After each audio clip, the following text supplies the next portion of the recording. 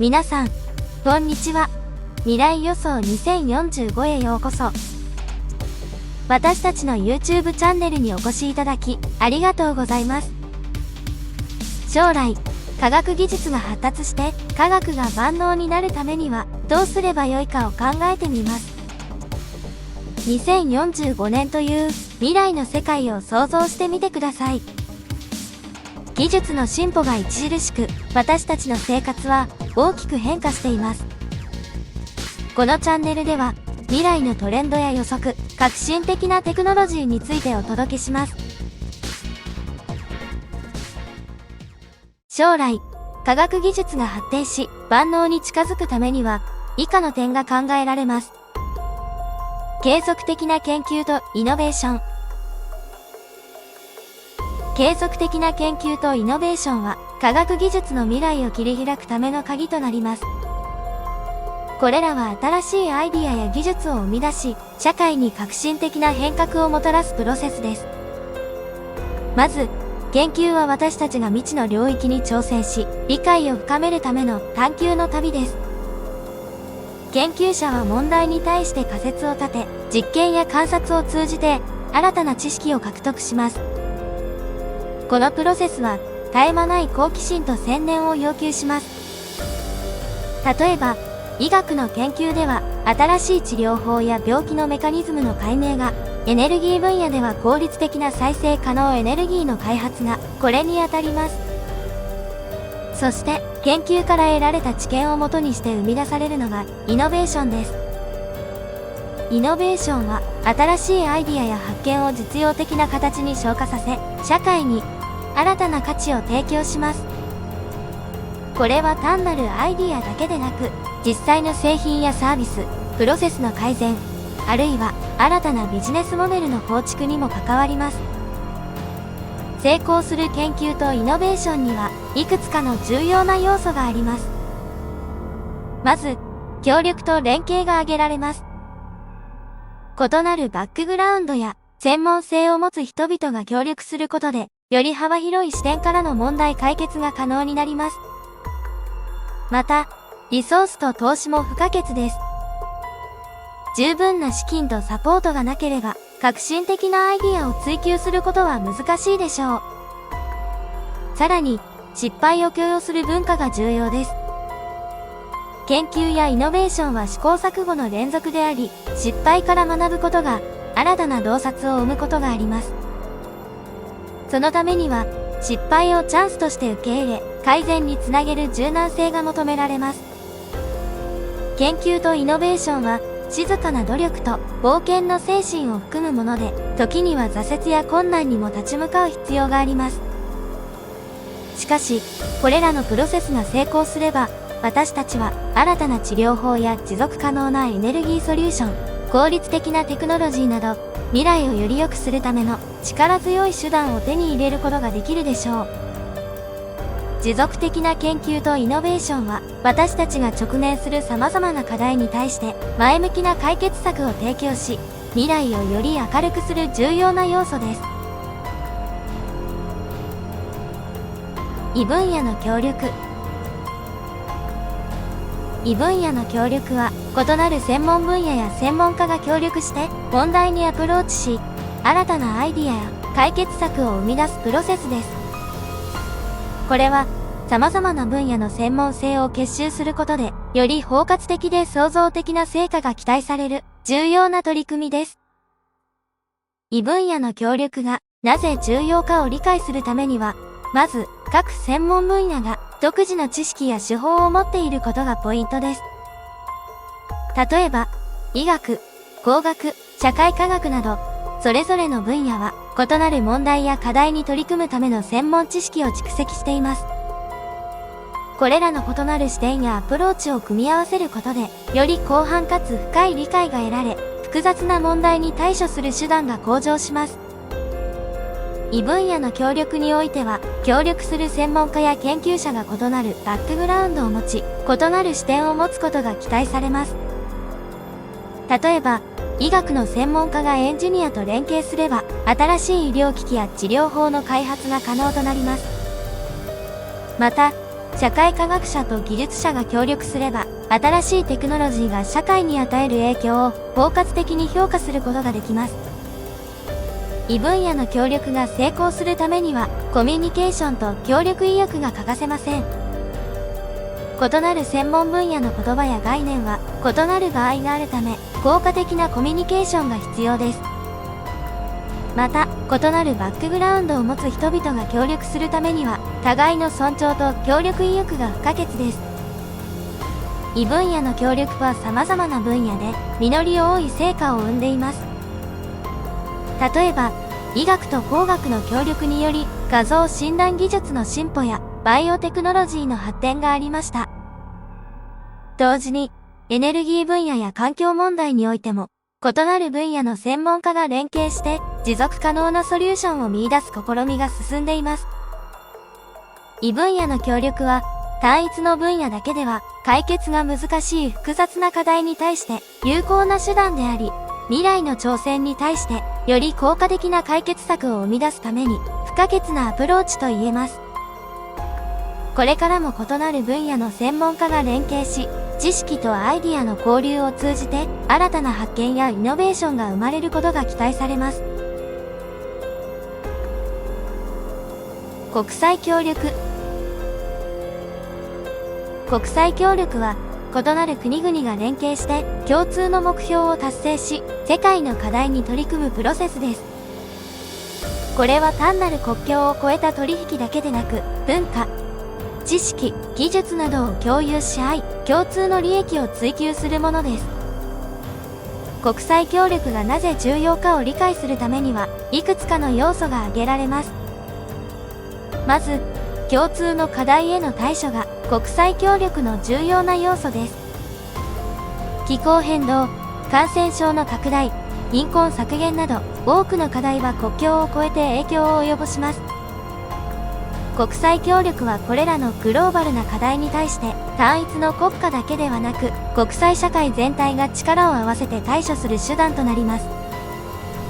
次に、知識や技術の共有が挙げられます。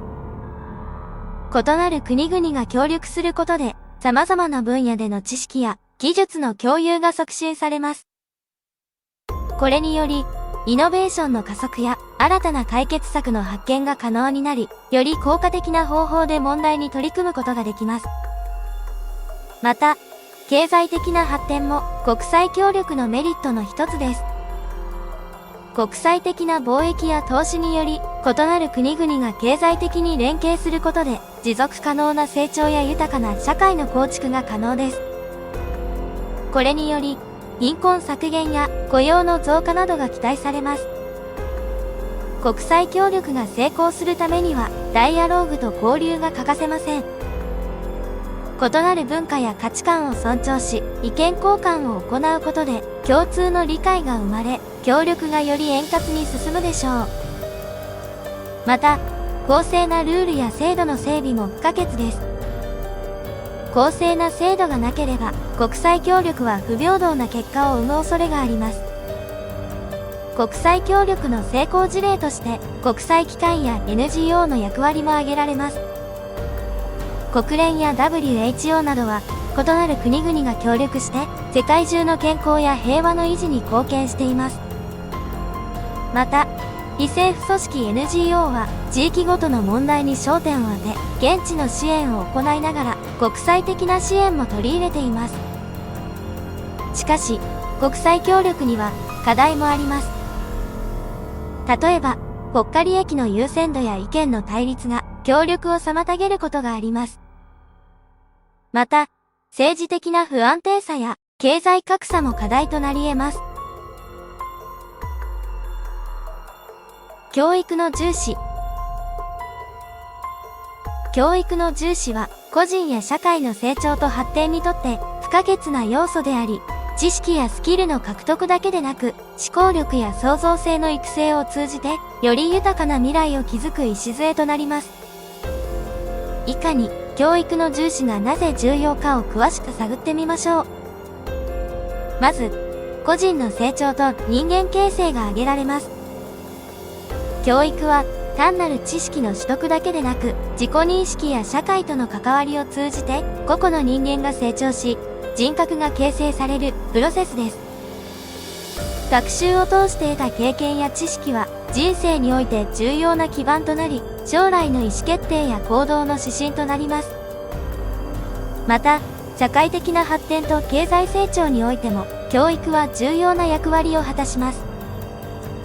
高い教育水準を持つ社会は、知的な資産を有し、イノベーションや技術の発展が促進されます。これにより、経済的な発展が期待され、国の競争力が向上します。教育が充実している社会は、労働力の質を向上させ、高度な専門職やリーダーシップを担う人材を輩出することができます。教育はまた、社会の不平等の是正にも寄与します。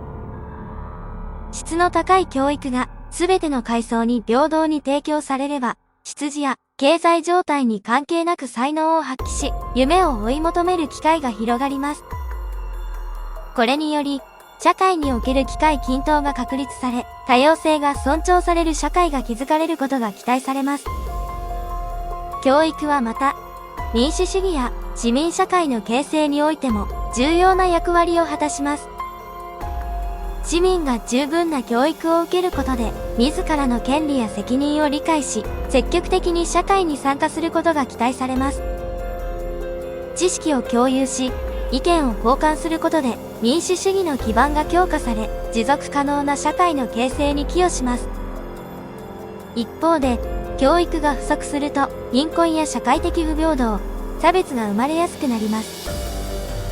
十分な教育を受けることが難しい状況にある個人や地域は、経済的な機会の制約や社会的排除を経験しやすくなります。このような状況が続くと、社会全体の発展が阻害され、持続可能な成長が難しくなります。教育の質やアクセスの向上は、現代社会が直面する課題に対処し、持続可能な未来を構築するために不可欠です。技術の進歩やグローバルな経済の変化に対応するためには、柔軟な思考力や問題解決能力が求められます。これらは、教育を通して育むことができるスキルであり、教育がその礎となります。倫理的なガイドラインの整備。倫理的なガイドラインの整備は、技術や社会の進化に伴い、ますます重要性を増しています。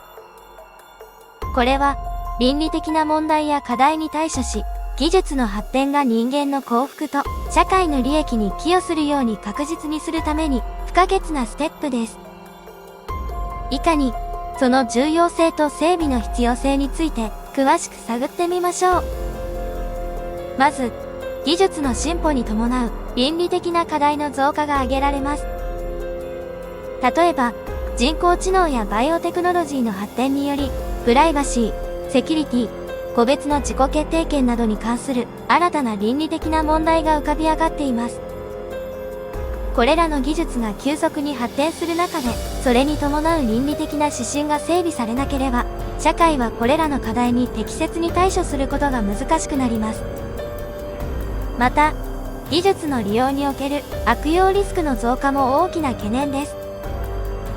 例えば、人工知能を悪用して誤った情報を拡散したり、生体情報を不正に利用したりすることがあります。倫理的なガイドラインの整備は、これらの悪用を防ぐために重要な役割を果たします。法的な規制だけではなく、倫理的なルールが悪用の防止にも寄与します。一方で、社会の多様性への適応も倫理的なガイドライン整備の要因です。異なる文化や価値観を持つ人々が同じ技術を利用する中で、その影響が異なる解釈を生むことがあります。倫理的なガイドラインは、異なるバックグラウンドを持つ人々が公平に利用できるようにするために必要です。また、人間中心のデザインと透明性の確保も倫理的なガイドラインが重要とされる理由です。技術が人々の生活に深く関与する中で、そのデザインや動作が人間の利益を最優先に考えられていることが求められます。透明性が確保されないと、技術がどのように機能しているか理解できず、信頼性が損なわれる可能性があります。倫理的なガイドラインを整備する上で、専門家や倫理委員会、一般市民の協力が欠かせません。技術の発展に伴う倫理的な問題は、専門的な知識が必要ですが、それだけでは不十分です。法律家、倫理学者、技術者だけでなく、一般市民の意見も取り入れることで、より包括的かつ公正なガイドラインが作られるでしょう。倫理的なガイドラインは、動的に変化する社会に適応する必要があります。新たな技術の出現や社会の変化に伴って、ガイドラインも柔軟に変更されるべきです。これには継続的な対話と評価が必要であり、専門家やステークホルダーとの協力が欠かせません。国際的な協力と標準化も倫理的なガイドライン整備の視点から重要です。技術は国を超えて影響を及ぼすため、異なる国々が共通の倫理的な原則に基づいて行動することが求められます。国際的な協力により、共通の基準や標準が確立され、国際社会全体でより安全で、倫理的な技術の利用が進むでしょう。持続可能性への焦点。持続可能性への焦点は、現代社会が直面する重要な課題に対処し、将来の世代にも質の高い生活を提供するために不可欠です。持続可能性は、経済、社会、環境の3つの側面をバランスよく考慮し、継続可能な発展を促進する理念です。まず、環境の保全と生態系のバランスが持続可能性の中核をなします。急激な工業化や資源の乱用が引き起こす環境問題は地球全体に深刻な影響を与えています。気候変動、生態系の崩壊、資源の枯渇などは今後の世代に継承される問題となり、それに対処するためには持続可能な環境への転換が必要です。次に、社会的な公正と包摂が重要な焦点です。持続可能な社会は、貧富の格差を縮め、社会全体が平等な機会を享受できるような構造を目指します。教育、雇用、医療などの基本的なサービスへのアクセスの平等性が確保され、異なる社会的背景を持つ個人が共に発展できる社会が求められます。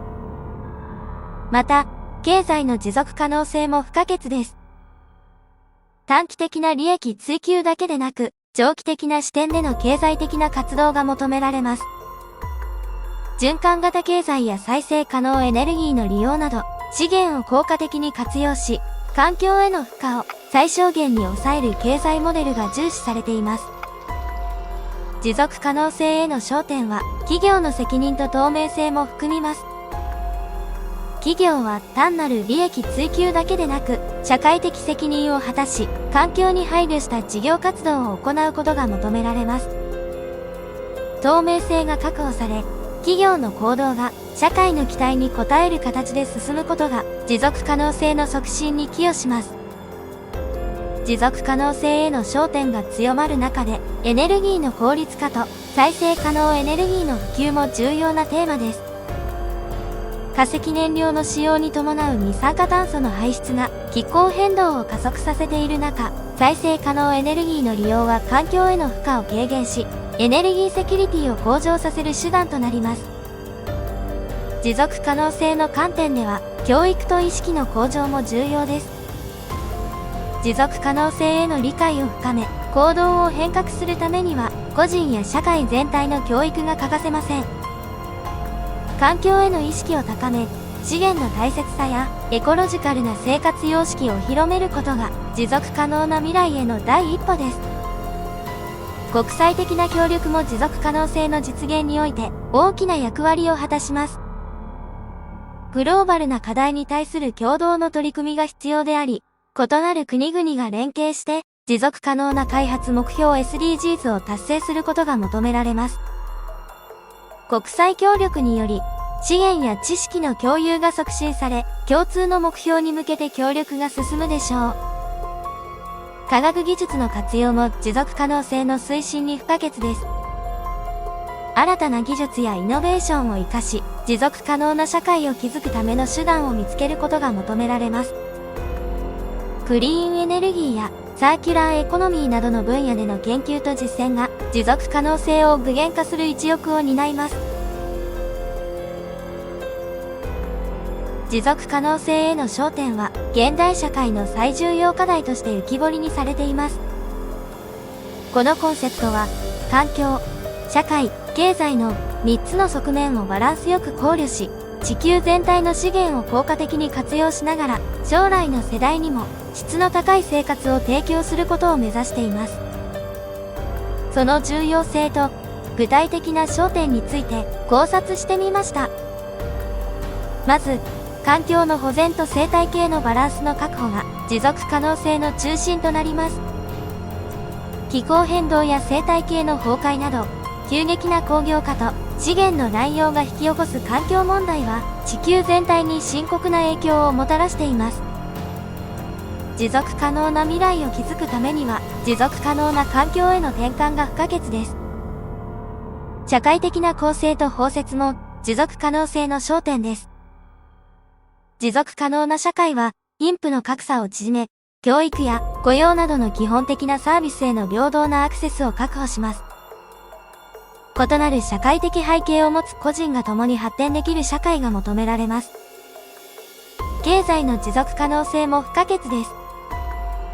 循環型経済や再生可能エネルギーの利用など、資源を効果的に活用し、環境への負荷を最小限に抑える経済モデルが求められています。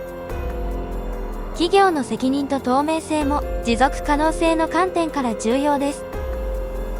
企業は単なる利益追求だけでなく、社会的責任を果たし、環境に配慮した事業活動を行うことが求められます。エネルギーの効率化と再生可能エネルギーの普及も持続可能性の焦点です。再生可能エネルギーの利用は環境への負荷を軽減し、エネルギーセキュリティを向上させる手段となります。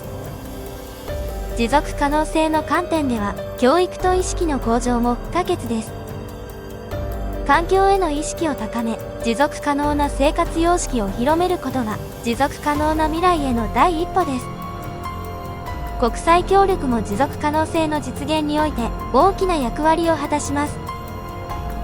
グローバルな課題に対する共同の取り組みが必要であり、異なる国々が連携して、持続可能な開発目標を達成することが求められます。科学技術の活用も不可欠です。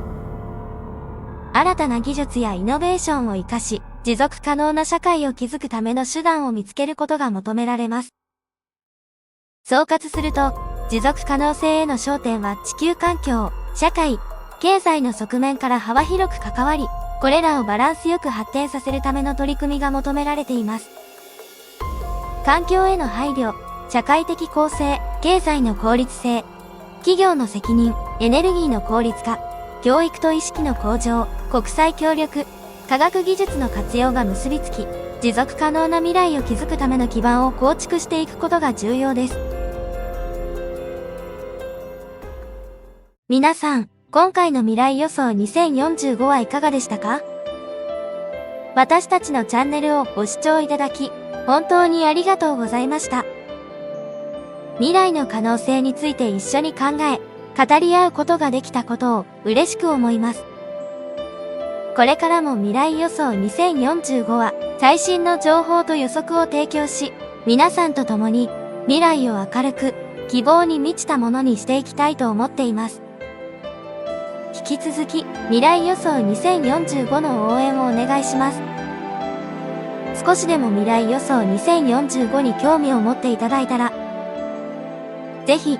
グッドボタンとチャンネル登録をお願いします。最後までご視聴していただいて、とても嬉しいです。ありがとうございました。